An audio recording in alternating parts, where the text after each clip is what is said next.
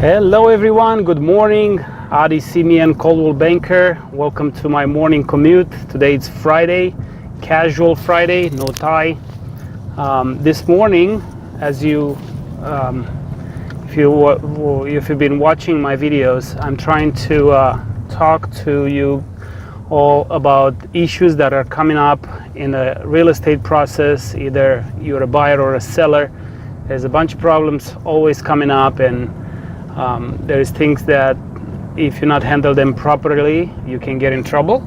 So I'm trying to put some light on some of those problems. This morning, I want to talk to you about 1031 exchanges. If you don't know what this is, you can Google it. There are companies that's what they do. You can give them a call and they'll explain you a little better. If you need a referral, let me know. I have a couple of companies that I worked with. It's called a 1031 exchange. So I see a lot of that popping up all over the place because a lot of people bought 3-4 years ago. And in Pasadena alone, we had 20% increase last year. It's crazy. So these people bought a couple of years, 3-4 years ago, and now their property is worth a lot more than what they bought it for. So they want to cash out. They want to take some of that money out and invest into a bigger property, or they want to do things. And when you have such a big increase, the government taxes you, and the tax rate on capital gain, which is what you made on a property since you bought it, it's around 35%. So that's a big bill to pay to the IRS. So a lot of people are turning into 1031 exchanges, which what it is you sell the property, the money that you get for it, the difference, sometimes you have a loan, whatever, the difference that your profit, you don't see it, you don't touch it. It goes into a 1031 exchange account with a company that does 1031 exchanges, and they will be keeping it there until you purchase another property, and the other property has to be equal or higher value, and you are reinvesting that money into another property. So a lot of people are selling, they're taking their profits and they buy in something bigger, so they avoid paying the tax or defer paying the tax. You're going to be paying it later. So that's a 1031 exchange. So I'm seeing it a lot lately. The problem is you only have 45 days to locate another property after you sold the existing one.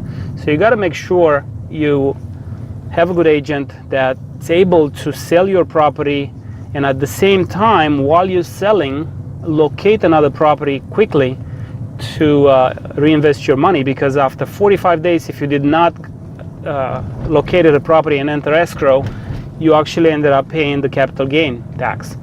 And what's happening, I see a lot of buyers being desperate at the end of the 45 days because their agent didn't find them a property. They weren't able to negotiate fast enough to get them into a property, where there's a lot of competition, which there is a lot of competition right now on the buyer's market because there's so many offers and so little properties to sell. So they end up paying a lot more on those properties just to get in to satisfy that 45-day limit. And not pay the tax. So they rather pay more on the property than pay the IRS, which, you know, it's unfortunate, because if you plan ahead properly, you don't have to pay more. If you have a good agent that negotiates for you properly from the beginning, you don't have to pay more. So just that's one of the things that are being used now, and I see a lot of people forced. I've sold properties $50,000, $100,000 more than what they were supposed to be sold for, because the buyers were at the end of their 45 days and they had to pay more in order to win the battle and get into a property, so they avoid paying the big tax, the 35% capital gain to the IRS. So this is called a 1031 exchange. You wanna Google it, you wanna research it, you wanna give me a call, I can explain you a little more. I have companies that I worked with and they'll educate you. So if you have a property, an investment property, or a property that you wanna sell because now you have a lot of equity, you gain a lot of equity, and instead of paying the IRS the tax, you want to go into a 1031 exchange, give me a call. I'll be able to explain you a little better, tell you what's going on, and help you out with that. So this was all I wanted to talk to you this morning. 1031 exchanges.